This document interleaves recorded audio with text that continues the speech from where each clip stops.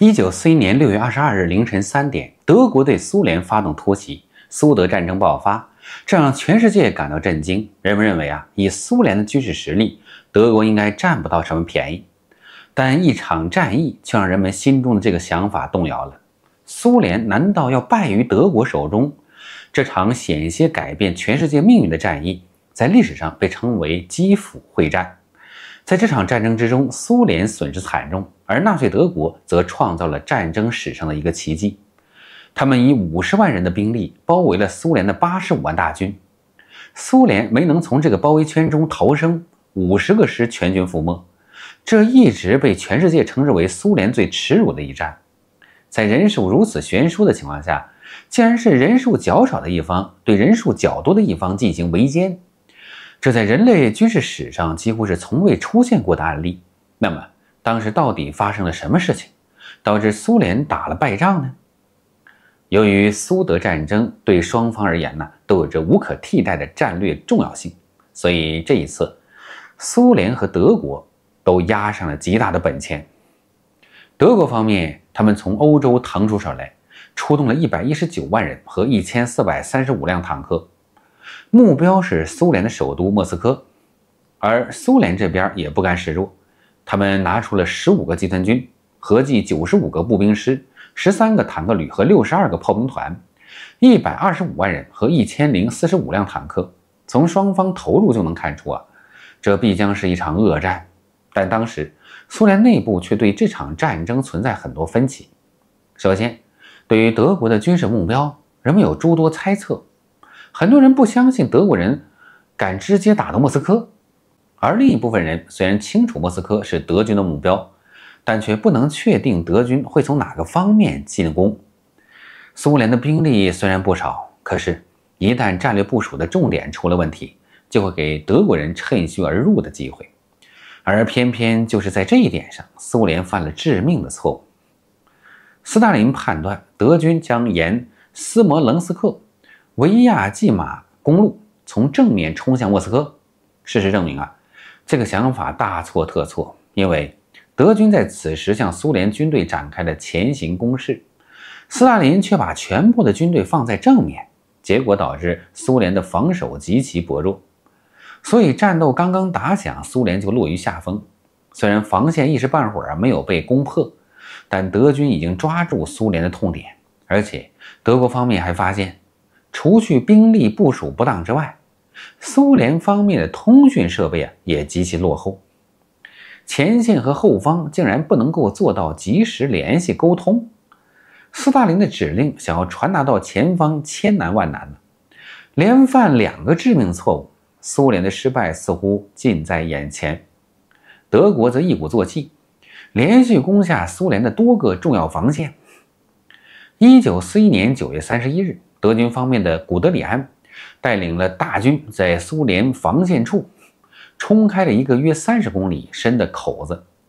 这对苏联来说已经极其致命了。但令人惊愕的是，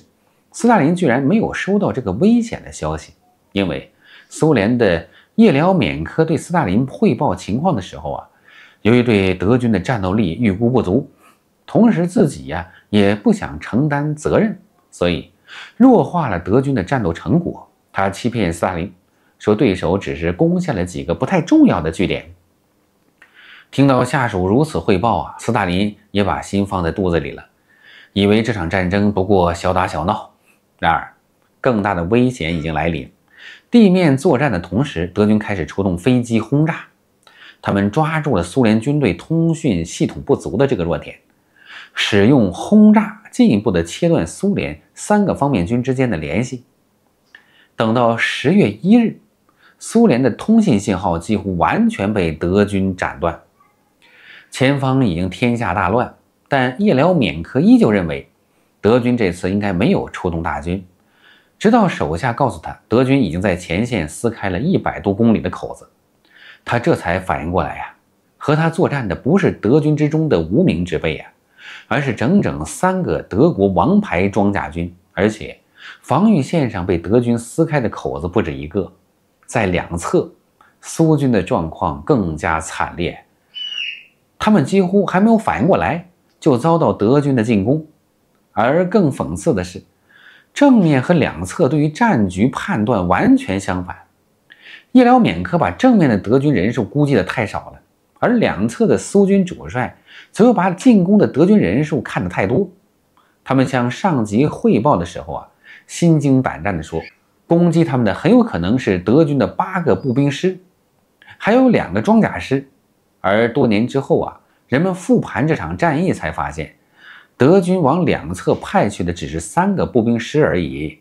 所谓装甲兵更是完全没有出现。而当时这种来自一线的错误汇报，进一步的加深了苏军的错误部署。等苏军反应过来，开始对德军发起反击的时候一切都已经太晚，哪怕将所有的预备队投入进去，也无济于事。在失败之后，苏军将领们互相推卸责任。苏联政府面对这一切，则认为并非苏联的部署失误，只是因为德军的空袭太过突然。在事关生死存亡的时刻，苏联方面一次又一次地犯下致命错误，而此时德军开始急速奔袭，他们的坦克部队很快进了城，苏联方面不得不再次调派人手与德军对战。但不得不说这一时期苏联军队的调动工作一团乱麻，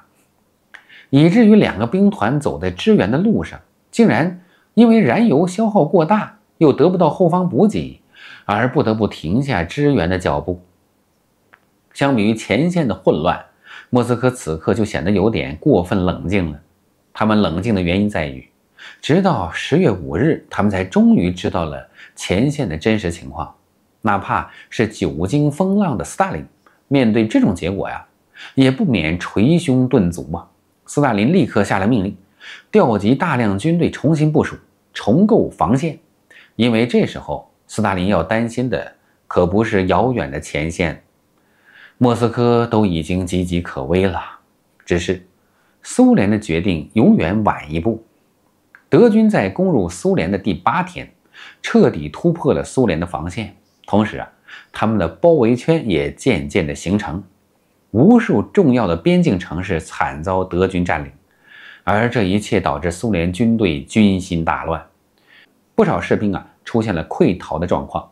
最高统帅也无力遏制。斯大林调集的50个师，此时成了德军的囊中之物他们处在德军精心编织的陷阱之中，没有办法及时与莫斯科联络，同时部队彼此之间也完全不通消息，整个作战状态极其混乱。显然这个包围圈能够形成，一方面德军的确是下了很大功夫来实施计划，而另一方面则是由于苏联方面没有对这场战争做好充分的准备，白白的把士兵的人头送给了敌人。当然在包围圈内的苏军并没有完全放弃，因为他们依旧占有人数优势，他们意图对德军实施反包围，可这不过是困兽之斗他们已经失去了主动权，甚至不少统帅也纷纷选择逃命。在这种情况下，士兵更是没了主心骨逃命成为了比打仗更加重要的事情。而面对这群溃逃的苏联士兵，德军开始无情地扫射战场。苏联军队虽然占有人数优势，可当时他们没有武器供给，有些部队已经陷入了断粮断水的危险之中。他们虽然是士兵，可他们的实力面对全副武装的德军有如此的弱小，所以到了10月底，包围圈内的苏联军队主力已经被消灭殆尽，仅有小部分人拼死逃出升天。这一战让苏联遭受了巨大的打击。唯一还能感到庆幸的是，德军歼灭了包围圈内的苏联军队之后，赶上了俄罗斯漫长的秋日雨季，道路泥泞，德军没有办法急速向前，只能放弃他们用惯了的闪电战招数，准备集中力量再来攻打莫斯科。这场发生在基辅地区的会战被载入了史册，只不过如今人们却很少提起，因为对苏联来说，这一战实在太过屈辱。所以在战后无数的历史资料之中，苏联有意地淡化这段历史。二战之中，苏联是毫无疑问的英雄，是苏联造就了二战的转折点，所以基辅会战的惨烈很快被后续的那些胜仗所掩盖。对斯大林来说，幸亏雨季到来否则他大概真的要被钉在历史的耻辱柱上。他更明白的是，德军很快就会卷土重来，所以这一次他得认真地制定反击计划。从后期的资料来看，苏联损失人数是相当惊人的，幸亏苏联还有大量的储备军事力量。另外，危急关头，苏联政府终于清醒过来，开始利用自己强大的号召能力，让更多的苏联青年投入了战斗，总算是凑足了能够和德军决战的兵力。从10月到11月，这是苏联最后的喘息之机斯大林在这段时间内火速组建起了10个新的集团军，重点部队被放在莫斯科以西的防御线上。这一次苏联人拿出了和德国人决一死战的决心，他们的战略部署也更加的冷静。对于德国来说当他们看到苏联还能拿出数量如此庞大的军队时，内心的失落可想而知。他们本以为基辅会战就是一切的终结，却没想到只是个开始。受到震惊的德国人给苏联军队起了个海德拉的绰号。海德拉是希腊神话之中斩杀不尽的9头蛇，砍掉一个头还会有新的头出现。德国人以此来自嘲他们永远都杀不完苏联军队。而更巧妙的地方在于希特勒随即发现自己也掉入自己的陷阱之中。他的确消灭了苏联人的精锐，但是他也恰恰因为这一场看似漂亮的歼灭战，错过了攻击莫斯科的最佳时间。而苏联人则以惨重的代价换回了保卫莫斯科的胜利成果。希特勒最初的目标便是兵锋直指莫斯科，但是苏联的大军延缓了德国人的脚步。为了给苏联迎头痛击，希特勒选择埋下陷阱，将基辅当作一次决战的舞台。然而这恰好保证了莫斯科没有被第一时间攻击。尽管精锐被歼灭之后，莫斯科的处境看起来相当危险，但首先希特勒没有预料到苏联人还有军队，其次莫斯科的冬天对德国人来说是场灾难。在原定的计划中德国人应当在冬天之前拿下莫斯科，但是一场消耗战却把战争的时间硬生生拖到了对德国最不利的冬天。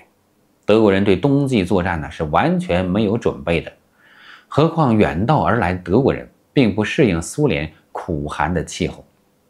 这一刻胜利的天平开始倒向苏联。因此后世无数人评价基辅会战对希特勒来说是一场战术上的胜利，却是战略上的大失败。希特勒还沉浸在胜利的喜悦之中，但随后爆发的莫斯科保卫战则给了他当头一盆冷水希特勒没有战胜苏联，反而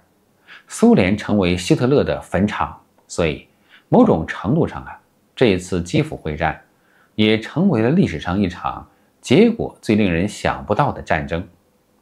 无论是苏军被消灭几十万人这个直接的结果，还是后来纳粹德国因此而失败这个间接的结果，都是人们无法想象的内容。当然，也有军事专家认为，苏德战争的结果一开始就是注定的。苏联有着极其广大的战略纵深，没有了基辅还会有莫斯科，就算没有莫斯科还有远东地区，他们总归有机会将德军拖入持久战。而一旦进入持久战，德军就没有胜利的可能。更不用说希特勒在战争后期愈发的偏执，根本不听将军们的建议，一系列残暴的纳粹作风也让他失去民心。这样一个人所领导的政府，除了走向失败，没有第二种选择。如果没有基辅会战，可能历史会发生偏转。幸而历史没有如果，在二战之中，基辅会战的知名度并没有那么高，但这却是一场很值得研究的战争。某种程度上来说，基辅会战是历史齿轮上重要的一环。